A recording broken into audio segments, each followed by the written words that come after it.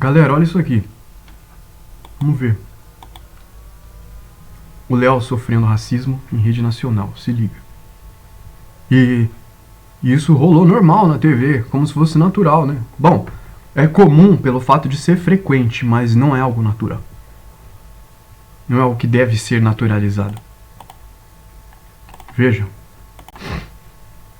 Pois não, Sami? Não, é que fui pesquisar um pouco do Leonardo Péricles e parece que você foi recentemente agredido nas redes sociais pelo racismo. Eu queria saber como foi essa história. E, assim, eu sou judeu, o Daniel também. A gente fala muito de antirracismo e racismo, mas, assim, nenhum partido fala assim, nós somos racistas. Então, assim, apoiar o antirracismo parece assim, eu luto contra o câncer. Ninguém luta a favor do câncer. Então... Não tira... Obviamente não falam que são racistas, né? Mas a gente presencia o racismo desde a época da colonização. Isso aqui no Brasil. O racismo que é algo estrutural, né? E essa entrevista, ela mais do que qualquer coisa vai nos mostrar isso. Comportamento de como eles tratam, né, um negro. Perceba que esses que se chamam judeus, eles ficam de boa. Dá uma questionada ou outra, mas veja o comportamento do outro rapaz, da esquerda. Tirando a causa que é importante. Não tirando a causa que é importante, mas assim, qual que é a diferença desse posicionamento? Olha, primeiro, só de eu estar aqui, né? Porque se você olhar os partidos, quais são presididos por pessoas negras, trabalhadoras, morador de periferia. Olha, minha vida toda eu disse do contato, assim, com essa questão do racismo, então eu vou tentar explicar para vocês. Primeiro, com muito respeito, olhando para todos vocês aqui, mas todos os apresentadores aqui são brancos, né?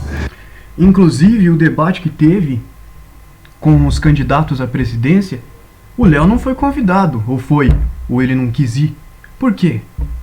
Porque ele, como único candidato negro à presidência, não foi convidado ou não participou por algum motivo desse debate. É algo a se questionar, não é?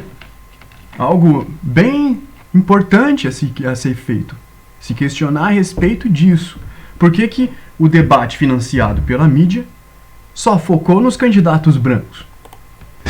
E eu sei que vocês não são racistas, como você mesmo colocou agora. Mas reparem que todo lugar na sociedade é assim. A maioria dos programas, nós somos a maioria da população, mas a maioria dos programas não tem nenhum negro. Você vai na sociedade, no Congresso Nacional, não tem nenhum negro.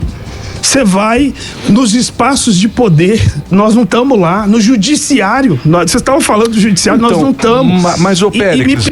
Perceba que ele já começa a se incomodar, não é? O rapaz da esquerda. E ele já começa a se incomodar e não aguenta dar o espaço para que o Léo se expresse. Ele tem que cortar. E ele começa a cortar e ele faz isso de forma proposital. Ele dá pequenas cortadas justamente para atrapalhar a expressão do Léo. Se liga.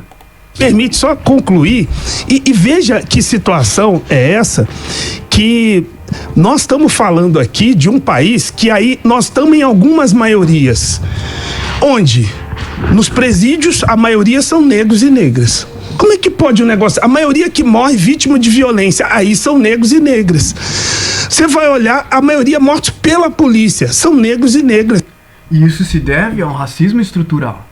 Porque a gente vê os brancos em cargos de poder, em cargos de luxo, em cargos de alta estima, mas aí a gente vê a maioria da população que é negra, índia, pobre, ela tá toda em maioria nas situações como presidiários, por exemplo, né?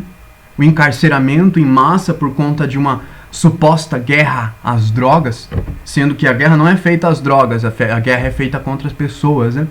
E as drogas em si já são ervas sagradas que são monopolizadas por uma elite que controla esse monopólio por meio dessa suposta guerra às drogas. E isso é um dos fatores que contribuem muito para o crescimento do encarceramento de pessoas pobres e negras.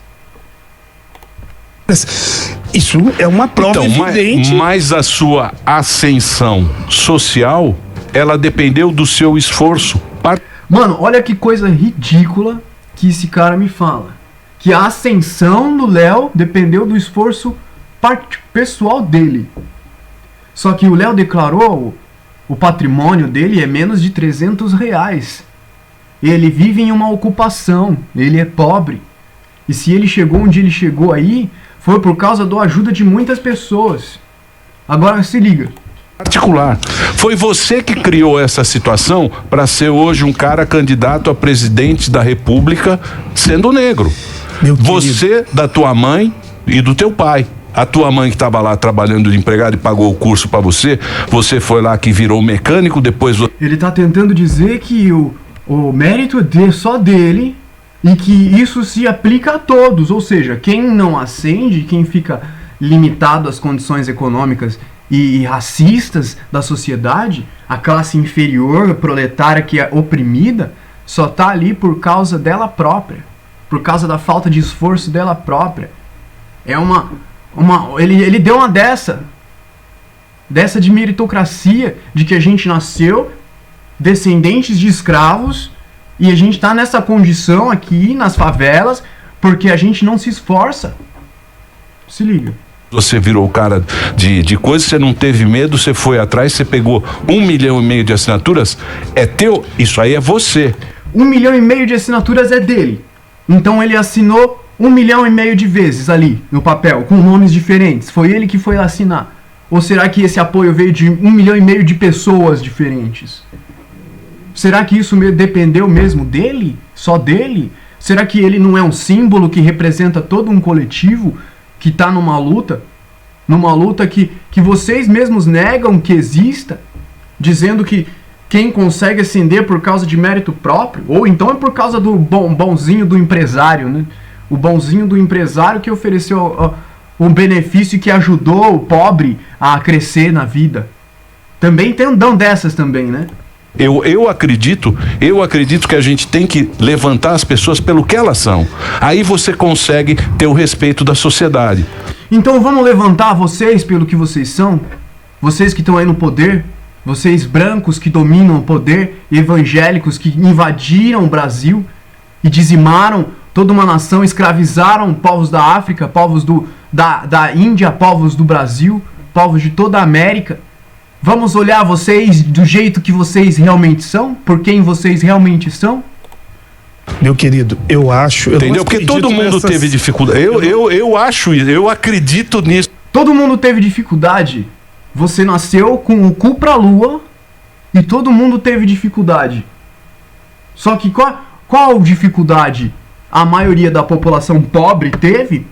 E essa população aí que controla o poder, que monopoliza o Estado, que monopoliza a mídia e monopoliza o poder, teve? Qual é a diferença da dificuldade que essas pessoas tiveram? Isso, eu acho que você, se for um cara que você não teve medo, você não tem medo de sentar aqui com um cara, você não tem medo de ter com ninguém, é seu isso aí. Ele se impressiona, percebe, com a coragem do Léo. Ele se impressiona com a coragem do Léo porque ele sabe do programa de hipnose que joga as pessoas no medo, através da mídia, através da religião, através da escola, através da política, através de tudo. Sempre tentando fazer a gente sentir medo. Medo da opressão policial, medo da escassez, medo da fome, medo da opressão religiosa. E ele se surpreende, né? Um negro com coragem desse jeito, como? A gente tenta hipnotizar eles e não tá dando certo? Eu respeito sua posição, mas assim, eu não acredito que essas saídas são individuais, né? Muita gente esforçada, assim, esse negócio de meritocracia... Eu acredito. Você é um puta cara... Claro que ele acredita, ele nasceu com o cu pra lua. Tá aí num programa que tá cheio de brancos que tomam conta do programa. Ricos, pessoas ricas. Você nasceu com o cu pra lua, é óbvio que você vai acreditar em meritocracia. Porque você não quer ser visto como um filhinho de papai que foi beneficiado, não é? Esforçado. Muita gente esforçada eu conheço, olha, nas ocupações... Você fez 1,5 milhão de assinaturas, você vai falar que mas não. Não fui eu, mas lógico não fui eu. Não foi eu. Pô. Olha, foi... Porra, Péricles. Meu querido. Lógico que foi, porra. Foi um grande... Percebe que ele tenta puxar todo o assunto da conversa para essa questão de meritocracia. Para tentar eliminar todo o valor do trabalho de um coletivo. para eliminar a eficiência e o poder que tem o trabalho de um coletivo.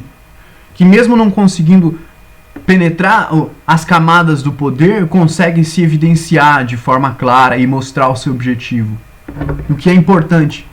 Grandioso, e meus queridos, foi um grandioso trabalho coletivo. Quem sou eu para pegar 1.200.000 assinaturas? Mas você foi o Estado. partiu de você. Pois é, quem é ele para pegar 1.200.000? Ele, nem se ele fosse na rua, andasse pela rua pegando, recolhendo assinatura de pessoa por pessoa, ele jamais conseguiria fazer isso sozinho. E outra, as pessoas que confiaram nele por algum motivo, porque ele fez alguma coisa que conquistasse a confiança dessas pessoas. E não foi porque ele comprou votos ou porque ele hipnotizou as pessoas com repetições na mídia de propaganda. Não. As pessoas confiam nele por outro motivo. Por outro motivo. Mesmo que eu fosse de Superman, eu não conseguiria fazer isso. Você estudou. Olha, foi um trabalho coletivo e eu quero dizer pra vocês, eu só tô aqui por causa de um grandioso trabalho coletivo. Eu não estaria aqui se não fosse isso. Agora vejam como que é um coração aberto em meio à opressão ao seu redor. Centenas de pessoas que estão me assistindo, assim, eu fico até emocionado com isso, que o povo das ocupações, das periferias tá lá torcendo porque o Léo tá aqui. Sem dúvida. Sabe? E é coletivo o trabalho. Não tem jeito de uma pessoa fazer isso. E o programa que nós defendemos, qual é a base dele? É coletiva. Qual que é a saída para a política no Brasil? Unir o povo, colocar o povo diretamente nas decisões. Pois não. Pois é, daí dá pra gente ter uma noção do que é um negro sendo silenciado na mídia. E também não vamos esquecer esse debate que teve aí, que o Léo não estava presente. Por que ele não estava presente?